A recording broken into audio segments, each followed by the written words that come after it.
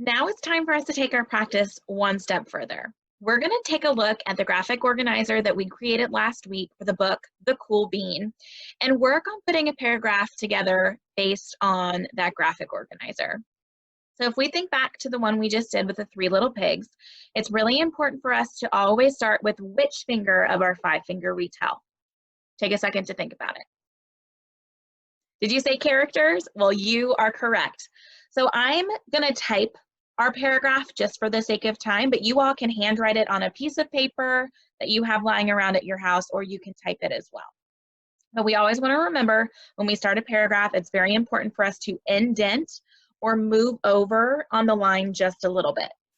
So I'm going to start our sentence with the book, The Cool Bean is about, and I'm going to drop in the characters' names that we recorded on our graphic organizer. So our little bean, and then the cool beans is about a little bean and the cool beans at his school. So there, we've covered our main characters. Now, I'm gonna go ahead and leave off the bean classmates because remember last week we said they were supporting characters. I only want to mention my main characters for my paragraph. That's just how I'm gonna do my paragraph today. So that's my first sentence. Check it off. Who remembers what my second sentence needs to be about? We covered our characters. What should my second sentence be about? Did you say setting? You're correct. We have to include information about our setting. The story takes place at their school over the course of several days. So I have included my sentence that tells me that it takes place over many days and that it takes place mostly at school. I can include that it's inside or outside if I want to add another sentence, but if I want to keep it really simple, I can include just that main detail that it happens mostly at school. So who remembers what my third sentence needs to be about? So we've got characters, setting, what's that third sentence? Did you say conflict? You're exactly right. So we're going to record what our conflict or problem is. Now I'm noticing a transition word or phrase here on my screen, the problem is. I can use that phrase to help me start that sentence, or I can use our big kid 3rd grade vocabulary word and change that to conflict. The conflict is that the little bean wanted to be cool, like the cool beans, but he didn't know how to do it. All right, so there I have the conflict is that the little bean wanted to be cool like the cool beans, but he didn't know how to do it. You can see how I literally took exactly what I had written for my conflict finger over here and typed it into a complete sentence, and that is perfect. All right, now it's time for us to think about those key events of the story. If you remember with our little pigs example, we used a lot of those transition words and phrases to help us tell the events of the story. If I'm starting with the first event, I want to choose a transition word or phrase that tells my reader that it's the first event. And based on the ones that I have jotted down here on my screen, I think in the beginning is the best way to go. So in the beginning, and after every transition phrase or word, you want to put a comma. So in the beginning, comma. And I'm going to take a look at that first event that I recorded. And it says, Little Bean remembers when everyone was friends. So I'm going to put that into a sentence. So in the beginning, the little bean thinks back and remembers when everyone was friends. There's my sentence. Time for me to look at that next event. It says, tries to be like the cool beans, uses glasses, slicks back his hair, tried to strut and swagger. Right, well, I need to choose another transition word because this is another event in the story. So I think that I'm going to use the word then. Then he realizes that they aren't friends anymore, but tries to be like the cool beans anyway. I'm going to end my sentence there. And I'm going to notice that on my notes on my graphic organizer, I gave some specific examples. So I'm going to go ahead and list those examples in my paragraph as well. I'm not going to use another transition word yet, though, because I'm still on that second event. Let's say the little bean used glasses, slicked back his hair, and even tried to strut and swagger. All right, so there I've included those examples that I had on my graphic organizer. It's time for me to look at that next event on my list. It says he gave up.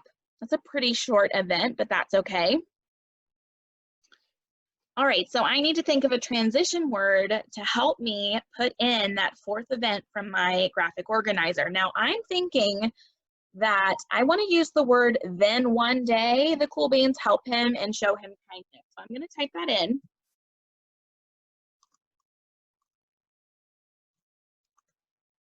We'll say in the past tense, helped him and showed him kindness.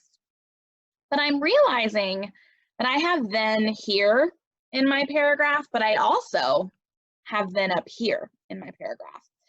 And I know to make a really strong retelling paragraph that I don't want to have the same transition words too many times in my sentences. So I'm going to change this first one to next so that I have something different. So it looks like I have in the beginning, next, and then one day. So that takes care of event number 4. Now I need to think about event number 5, which I have here is the little bean passes it on. All right, so I might say eventually the little bean passes it on to his other classmates. So that way I've tied in some of those classmates from my characters list into the events part of my retell. So here I've covered all of those events in my paragraph. It's time for me to move on to that 5th part of my retell, the resolution and the ending. So I'm going to take that special phrase that's reserved for the end, in the end,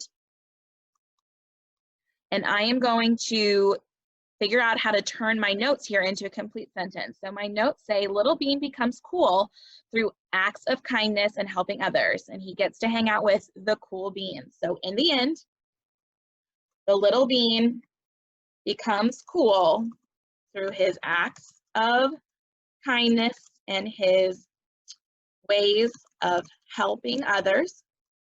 He even gets to hang with the cool beans. And since on my notes I have that in quotation marks, I'll put it in quotation marks up here too. So yes, I put that into 2 sentences and that's fine, but I could have also combined those and said, in the end, the little bean becomes cool through his acts of kindness and his ways of helping others, and even gets to hang with the cool beans. So I've included all of my notes from that 5th portion of my graphic organizer. Now it's really important once you're done writing to read back over your paragraph and make sure you don't have any mistakes or errors, and you notice me correcting things as I went along, like that extra letter I just had to add on the word others. So I'm just going to make sure that I have all of my 5 story elements covered in my paragraph. So I know that my first sentence should be about my characters. The book, oh my goodness, I have a typo right here. A good thing we are rereading. Let's change that to cool bean. You probably saw me do that several minutes ago and have been waiting for me to correct that. All right, so our first sentence should be all about the characters. So the cool bean is about a little bean and the cool beans at his school. That covers that. Let's take a look at our second sentence, which should be about the setting. The story takes place at their school over the course of several days. During the day, over many days, at school. Looks like I've got my setting covered. Then I know that my third sentence should be about the conflict or the problem. So the conflict is that the little bean wanted to be cool like the cool beans, but he didn't know how to do it. All right, so that covers what I had on my graphic organizer. So I know that I can move on to those events where I need to use those transition words. All right, so I'm gonna try and identify all of those events down to right before in the end, because I know that's where I talk about my resolution. In the beginning, the little bean thinks back and remembers when everyone was friends. All right, so that was my first event, remembering everyone was friends. Next, he realizes that they aren't friends anymore, but tries to be like the cool beans anyway. Tries to be like the cool beans. Oh, and then I see my examples. I should make sure that my examples are my next sentence. The little bean used glasses, slicked back his hair, and even tried to strut and swagger. All right, there are all of my examples. When that didn't work, he gave up. All right, so there's he gave up. So my next event should be about the cool beans showing him kindness. Then one day the cool beans helped him and showed him kindness. Oh, I've got that covered. Then my last event should be the little bean passes it on. Eventually the little bean passes it on to his other classmates. All right, so I've got all of those events covered, and I've got lots of good transition words like in the beginning, next, when that didn't work, then, and eventually. So then when it comes to my resolution, I know that I need to tell my readers that it's the resolution. I need to use that special phrase in the end, which I have right here. There's in the end, to tell them it's the end of our retell. And I needed to include that he becomes cool through his acts of kindness and helping others, and he gets to hang out with the cool bean. So let's see if we included that. In the end, the little bean becomes cool through his acts of kindness and his ways of helping others. He even gets to hang with the cool beans. All right, guys, I think that that paragraph looks pretty good. We've got our characters, our setting, our conflict, all of those key events, and then of course our resolution here at the end. So you can see how we were able to take all of those notes from our graphic organizer and turn them into a paragraph together. Don't be afraid to adjust your transition words and change them, to go back over it, to make corrections like I had in like I needed to do for the title of our story here in our paragraph. And really just play with your paragraphs to help you put it together in the best way that you can.